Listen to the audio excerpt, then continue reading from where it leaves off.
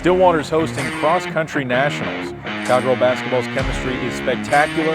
A preview on Cowboy hockey's second half schedule and much more on this week's episode of the Poke Report.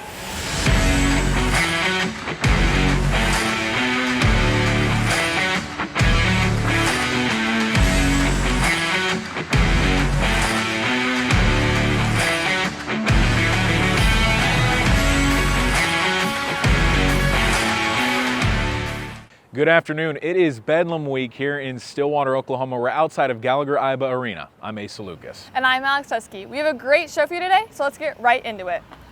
The Cowboys hosted the Iowa State Cyclones last Saturday here in Stillwater. Bo Smith has the recap. The Oklahoma State Cowboys are looking to get their revenge on Iowa State. Last season, the Cowboys lost a heartbreaker to the Cyclones that ended their undefeated season. For this game, Gunnar Gundy would get the nod to be the starter at quarterback.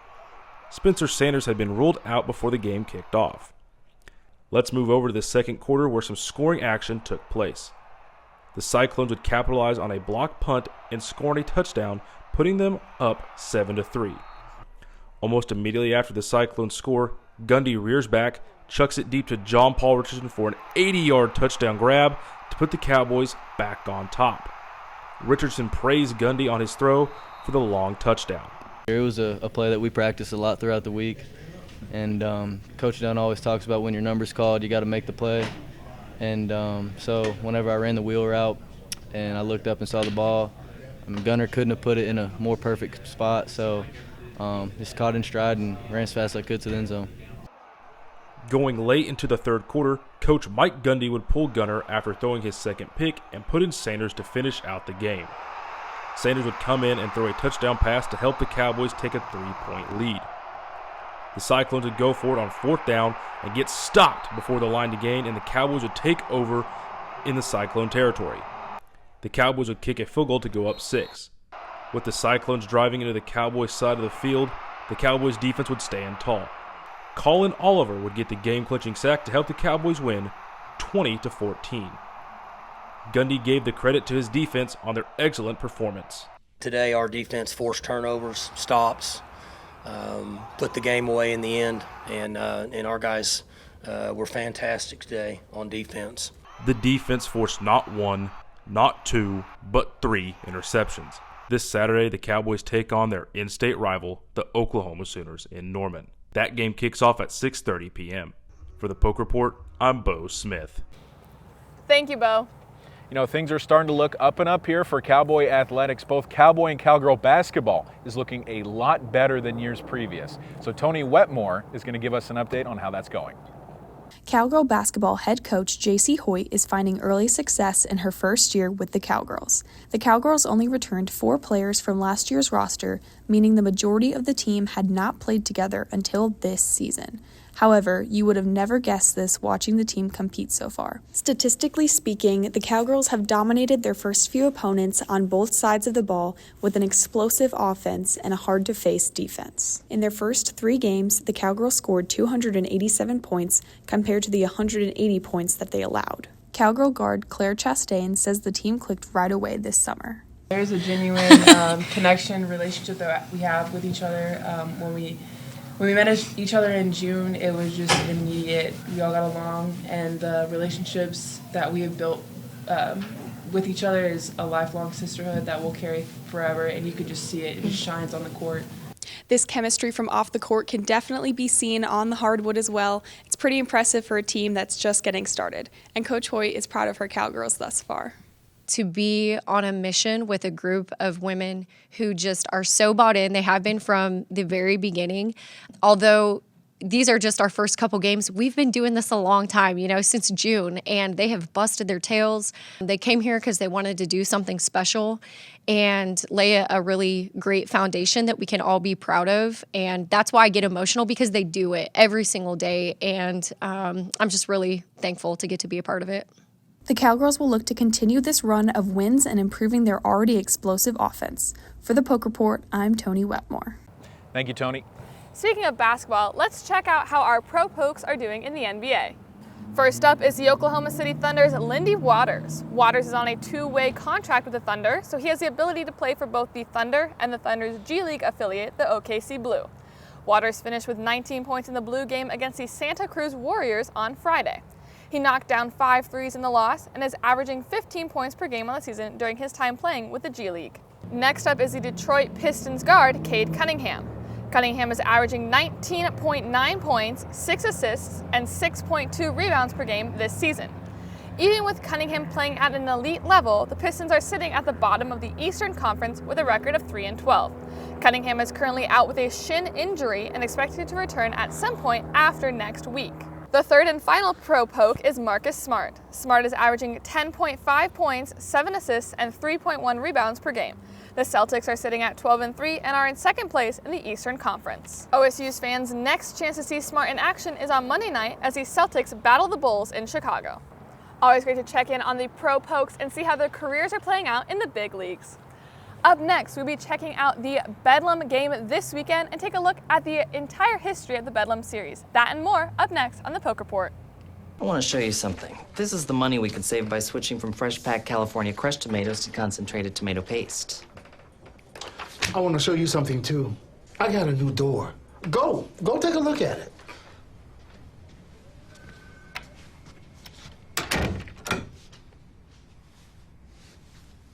Nobody uses better ingredients than Little Caesars.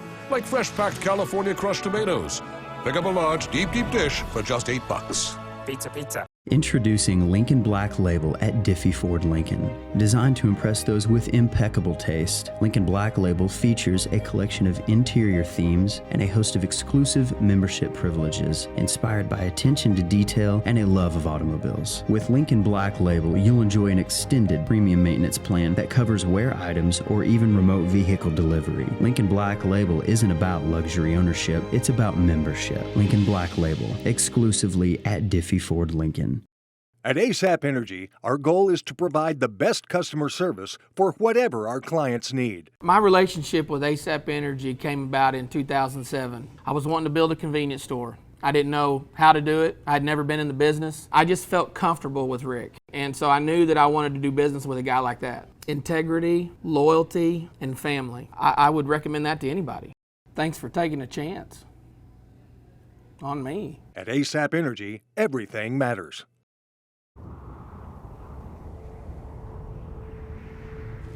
Where were you born? It's a question asked all the time. Because where you're from shapes who you are, inspires how you do things. And when that inspiration comes from a place this refreshing, this majestic, well, you get the idea. Coors Light, born in the Rockies.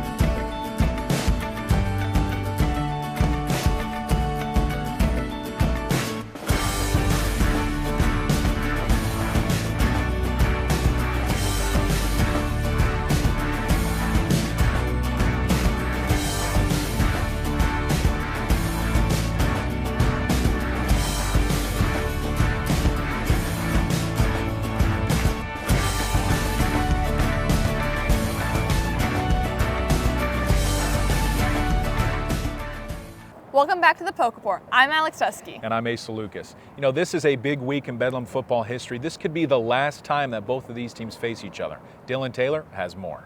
Go. From the goal line, Presley. Another good return. Once again, he's finding space, cuts it back. Brennan Presley into Oklahoma territory. 2021's Bedlam matchup will long be remembered by Oklahoma State fans, as it was the first time the Cowboys beat the Sooners since 2014, thanks to playmakers like Brennan Presley. But the Cowboys will be tested this time around with some Sooner playmakers such as Eric Gray and Marvin Mims. Gray is the leading rusher on the Sooners with 1,113 yards, along with 10 touchdowns on the ground. And Mims is the leading receiver on the team with 776 yards and 4 touchdowns on the season. One of the guys the Cowboys will be looking to slow down this Sooner offense will be sophomore linebacker Colin Oliver, who sealed the win for the Cowboys a year ago and once again this past week against Iowa State. Moving over to the quarterback matchup this week, where we will see two very similar style quarterbacks duel it out. Dylan Gabriel just edges out Spencer Sanders in total passing yards, but the two quarterbacks have the same amount of touchdown passes. Spencer Sanders has been the difference maker this season for the Cowboy offense, but injuries have sidelined the quarterback for 2 weeks before coming in late to close out the win for the Cowboys against Iowa State. When asked about his status ahead of Bedlam, Sanders had this to say. Oh yeah, I'm playing next week. That ain't no question. Yeah, you can count me in. Y'all are not scrambling all week. Yeah, I'm playing next week. You're gonna start? Yeah, I'm playing. Ain't no question about it. Sanders will look to lead the Cowboys to their second consecutive win against the Sooners this weekend in Norman. Kickoff for the game will be at 6:30 Saturday night, and you can catch it on ABC. For the Poke Report, I'm Dylan Taylor. Thank you for the preview, Dylan. On the topic of Bedlam, I had a chance to look at the history of the Bedlam series. Let's look at it now. Bedlam, a rivalry for the ages. Some say it divides the state of Oklahoma. Others say it brings everyone together for one reason: to beat the other team. Historically, Bedlam games have gone in favor of that school down south, OU. The Sooners have defeated the Cowboys a whopping 90 times in the 116 meetings. OSU has been called OU's little brother for years, but that doesn't rattle the Cowboys. You got to prepare the same way no matter who you're playing. I mean, we could play the, I don't know if I can say that, might get canceled. You could play, Ulaga, junior high. You have to prepare the same way as you would for this game. The most recent Bedlam matchup is one OSU fans will never forget. A top 10 matchup, Brennan Presley's 100-yard kick return, a fumble for a safety, missed field goals, a muffed punt. This game had it all. But more importantly, it had a Cowboy victory. It was like an explosion of elation. Just people jumping up and down, and the noise was deafening. I mean, yeah, it was an explosion of emotion. That game is one for the history books. The students rushed the field, and true Bedlam ensued. Some took photos, others took towels from the Oklahoma State bench. I kept my trusty pom-pom, but all OSU fans kept lasting memories from November 27th, 2021. And that brings us to tomorrow's matchup. For the third year in a row, Bedlam is America's biggest game, playing at 6:30 with a nationwide ABC broadcast. The stakes are high with this rivalry, higher with a national broadcast, but highest with it being played in Norman. However, the Cowboys aren't feeling the pressure. I don't think it's any different than any other game. Just whether we play at 2:30, 6:30, midnight, you got to attack every game the same. It has been an interesting season for both teams. Will the Cowboys get the Bedlam Trophy 2 years in a row? We will all have to find out tomorrow.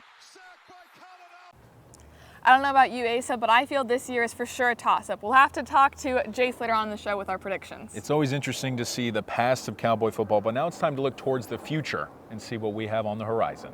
A couple of OSU football commits had big days as high school playoffs across the country start to ramp up. Quarterback commit Zane Flores helped lead Gretna High School over Creighton Prep 36-14 in the Nebraska Class A semifinal round.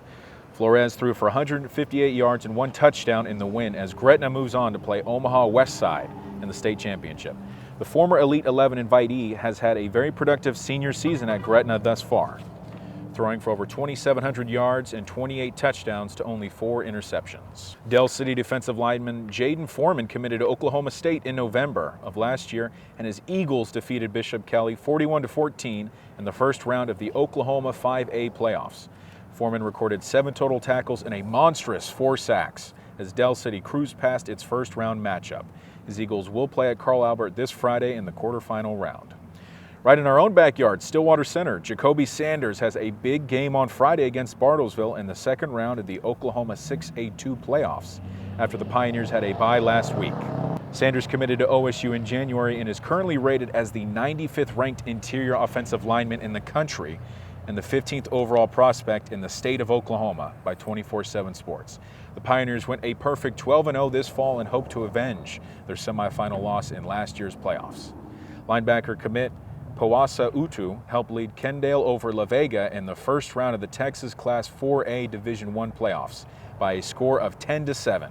Utu has a record 75 total tackles on the year, which is good for third in the district. He also has 2 interceptions and 2 fumble recoveries, both of which he returned for touchdowns.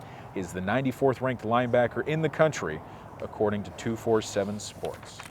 You know, Alex, I'm very excited to see all these upcoming football players in orange, but this show has a lot more going on. We're going to talk about hockey. We're going to talk about international tennis players. You won't want to miss it. We'll be right back. The Deli Department at Homeland is Oklahoma's headquarters for party trays. Enjoy the time with family and friends at your next event, and let your neighborhood Homeland create the perfect fruit, deli, or cheese tray for you. The party planners at Homeland will help you choose the perfect party food, sized just right for your guests. Call us, stop in, or order online, and we'll make it ready for pickup on your schedule. Make your next party special with a party tray from your neighborhood Homeland. Good to be home, Homeland.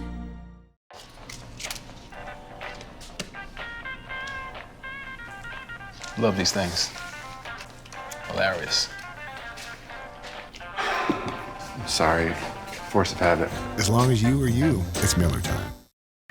Hi, it's Sam at Louis Grill and Bar, here to introduce our new menu items from south of the border. Come try our new poblano chicken tacos, or the ever-popular sriracha shrimp tacos. At Louis, where you come for the food, but stay for the fun. It's hard to imagine my life before her, or a day without her. So much of what I take for granted simply wouldn't exist. She is the force that holds our life together. She is my everything, the center of my universe, from Forevermark. The diamond, the promise. Available at Lewis Jewelers. I'm Randy Heights with 1077 The Franchise, and let me tell you about the HCG diet from New Leaf Wellness and what it's meant to me. Over the last year, I've dropped 90 pounds, and this has been a lifesaver, guys. I'm in a wheelchair, so I can't always get to the gym, and what's been incredible about this diet, when I can't work out, I still lose the weight. 90 pounds in a year is a lot for anyone, but for me, it's been a miracle. Why don't you give New Leaf Wellness Centers a call and see if they can't help you with a free consultation, or go online at newleafcenters.com. Welcome back to the Polk Report. I'm Asa Lucas alongside the trusted Alex Dusky. So recruiting for any sport is difficult, but imagine recruiting internationally with only 2 coaches. Jax Thompson has the scoop. Sports is a connector, bringing together participants from around the world. In recruiting, that means the talent pool is vast and spread out, making it hard for coaches to sort through it all. The challenge is amplified in sports like tennis, where there's only 2 coaches on staff for each team. The coaches of OSU Tennis have found ways to tackle that challenge, and it starts with using the relationships they've built up over their careers. A lot of it, the tennis world's a pretty small world to where, you have friends, you have former players, you have current players that are always playing professional events throughout the world in the summer, and then some in the fall, to where you'll come across a lot of these players, throughout the year, and then you got a lot of people out there that can give you, the proper feedback of what type of player they are, what type of person they are. I think every coach should have a few people in their network that if I really need a recruit, this is the person, I'm going to go to first. Even after their network of contacts finds the potential players, there's still the issue of really learning about these kids and getting to know them. It can be just as important for the recruits to mesh with OSU Tennis on a personal level as it is for them to be talented. While trying to connect with players around the world would have once been an unreasonable expectation, social media and apps like FaceTime and WhatsApp have made it possible. And I find nowadays with technology, it's just as easy to recruit an international kid as it is an American kid as far as connecting with them and messaging them and communicating. The next step for Young and Taylor is convincing the recruits that OSU is the right school for them. I sell our assistant coach and our strength and conditioning staff and our medical team and our facility and all the resources that we have. I think for us, we focus on the tennis development quite a bit with the facility that we have, with the resources we have, and the success that we've had, with our program, with developing players that have gone on to play professionally. OSU's recruiting strategy has helped them land several top recruits in the past decade. Thanks, Jax. It's always interesting to get a little bit of insight on how recruiting is actually done at the D1 level. You know, it is a very exciting time right now for cowboy cross-country fans as Stillwater is hosting the cross-country national championships here in Stillwater tomorrow. Out of all the courses in the nation, Oklahoma State's own cross-country course will be hosting the men's and women's national championship cross-country race. The Griner family cross-country course has seen its fair amount of victories for the Pokes, but they're going to be up against some tough competition this Saturday. Stanford is coming into the meet as the favorites, ranking first in the coaches' rankings. Experienced runner Charles Hicks is leading the charge. He was able to run a 23-minute, 20-second 8K in the Cowboy Jamboree, finishing second in the race. The man who finished first place needs to be watched though, and that is Alex Meyer of Oklahoma State. Meyer has had an outstanding year, finishing first in not only the Jamboree, but also the Big 12 Cross Country Championship meet. He is likely to be the favorite to win the race individually, however, the Pokes as a team are only ranked 4th. The other two teams ahead of Oklahoma State are Northern Arizona University and BYU. Number 2, NAU is led by 2 runners, sophomore Nico Young and junior Drew Bosley, who finished first and second in the Mountain Region Cross Country Championships. BYU has more experience on their team, with seniors Brandon Garnica and Christian Allen having standout performances in the same race. The Cross Country National Championships are taking place tomorrow at the Griner Family Cross Country course. Make sure to come out and see if the Cowboys and Cowgirls are able to create an upset on their home turf. Cowboy hockey has wrapped up their fall semester, but there's going to be plenty more games to watch in the spring. Derek Mendez has more.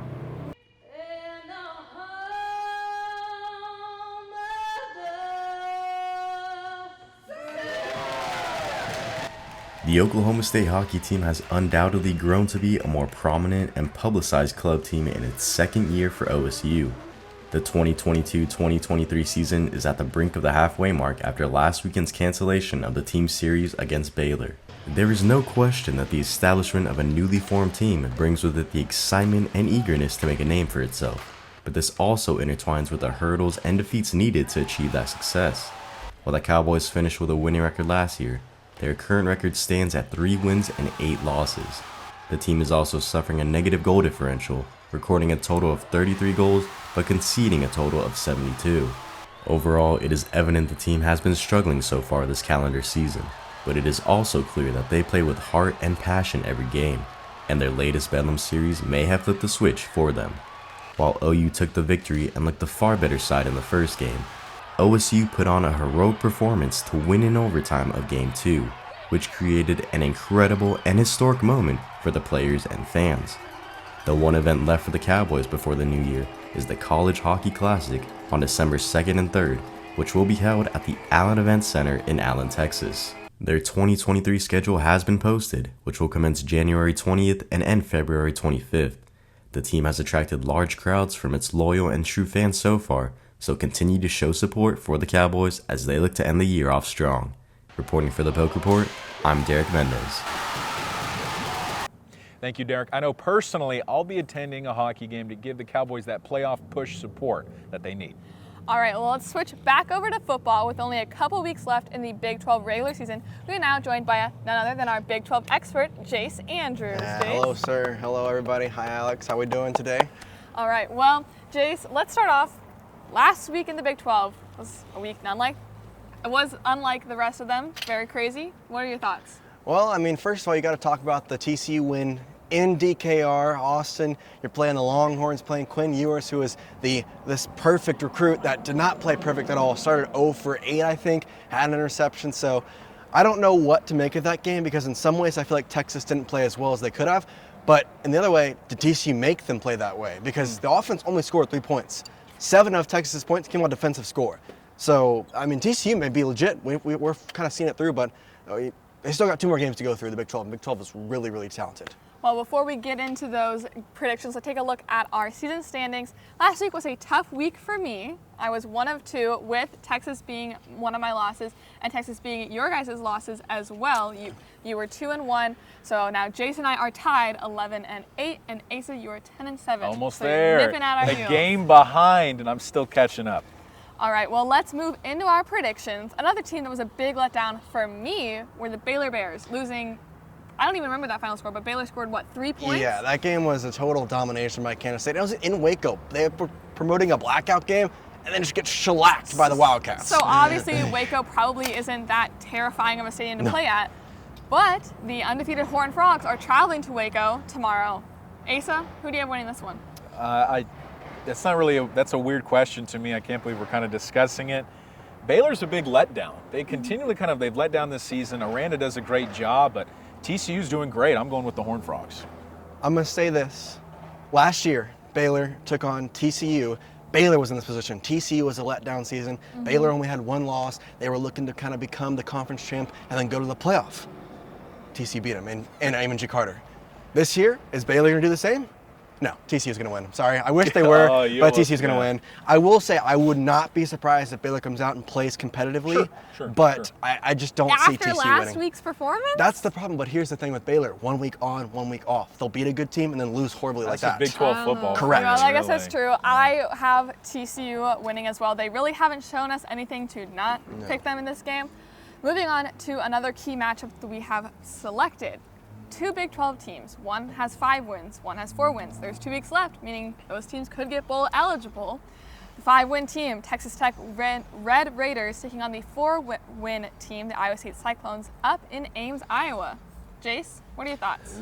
So that's a tough game because Texas Tech has had some good games. They've had some bad games, just like everybody in the Big 12. They competed with TCU. Correct. I mean, there's a lot of things that Texas Tech has done right. There's a lot of things they're doing wrong. But with a new first-year head coach, I think they go bowl eligible. But I'm going to go Iowa State in this scenario because it's in Ames, Iowa. I think it's going to be let down. And here's the thing. Then you got 2 5-win teams, and guess who Texas Tech plays in that final week? OU, right? And guess, I think Texas Tech will become bowl eligible. And I'm telling you this, OSU is going to pick up the win this week. Not to preview. Whoa, we're not there yet. After what we saw last Saturday of not even football, it looked like we were watching soccer or rugby. That was a horrible performance put on by Iowa State. Their defense is very well respected. I'll give their defense plenty of props. I'm going with Texas Tech. They've been good for me this year. They've been my dark horse team that helped me win in our podcast and on this show. I got the Red Raiders. Hey, did you pick them against Texas? Let's not talk about that. Okay. I'm going to pick going with the Red Raiders as well. I think, 5 wins are going to want to get bowl eligible in this game. Absolutely. And while we have said all season that Ames is a really tough place to play in, like you said, I saw nothing from the Cyclones offense. The defense, yes, but I think that the Texas Tech Red Raiders will come out on top. Now, the moment everyone's been waiting for since November 27th, 2021, Bedlam. OSU takes on the OU Sooners in Norman tomorrow at 6:30 on ABC. It's the nationwide broadcast for the 3rd year in a row. The stakes are high. I believe OU is favored by 7.5. Asa, do you want to start us off? Who's winning and a score prediction? Oh, see, this is my least favorite time of the year, Bedlam football. Someone who grew up watching Oklahoma State, you almost know how it's going to go every time. Wait, but does OU lose the week before to a 3-5 West Virginia team? That was a bad game for them. That was a bad game, and there's so much on the line here with Oklahoma State. All it takes is one more injury, and we're done. That's the straw that breaks the OSU Camel's back. But because it's my senior year, and I want to watch back-to-back wins from the first time since 2001, 2002, I got the Cowboys winning in a very funky game, 23-20. Okay. Last second field goal for the win, Oklahoma State. I do want to give another Poke Report plug. Make sure you're following the Poke Report Twitter, as Asa will be providing live updates from Norman. I will be. Jace? So I went back last year and kind of looked at why I predicted the score of, a top 10 matchup. This year, totally opposite. Oklahoma State is ranked, but they're 22nd. OU, they have 5 wins. They're not ranked. They have a chance to not go to a bowl game. And because of that, I think Oklahoma State is going to win. Funny enough, though, I'm going with the same score I went with last year, 27-24 Oklahoma State. Yeah. But this is just different because it's going to be the same. It could be the same score that I predicted, but it's totally different. It's just crazy how 1 year can change it. I'm going to go with 28-17 Oklahoma State. Wow, that's you're very a big confident game. in our In Norman? Yeah, in Norman, because we saw a lot from our defense that we haven't seen last week. I think that the team is going to carry that momentum into Norman with this rivalry high-stakes matchup, keep the score a little lower, and I think we'll be able to score 4 touchdowns, especially if Spencer starts and finishes the game. I can agree with that, but I will say Hunter Deckers is no Dylan Gabriel, and I think that's been the big thing is they have Marvin Mims. They've got athletic ability on the offensive side. Iowa State really didn't have that. So Spencer, I don't know what you're doing right now. Stay in that hot tub as long as you need. Just relax, drink Gatorade, drink Powerade, my friend. Stay healthy. We need you to win against Oklahoma. Please. We need the whole team to show up and win. Hey, I'll go buy another one of your shirts. Oh yeah, we have to get the Eskimo Joe Spencer Sanders shirts. Maybe it'll keep him healthy. Spencer Sanders, you're my only hope. All right, well, that'll do it for the Poke Report. Make sure you check out Twitter again tomorrow for Ace's live updates from Bedlam, and watch Bedlam, and check out the Cross Country Championships. I'm Alex Dusky. I'm Asa Lucas. And I'm Jay Sanders. And as always, go Pokes!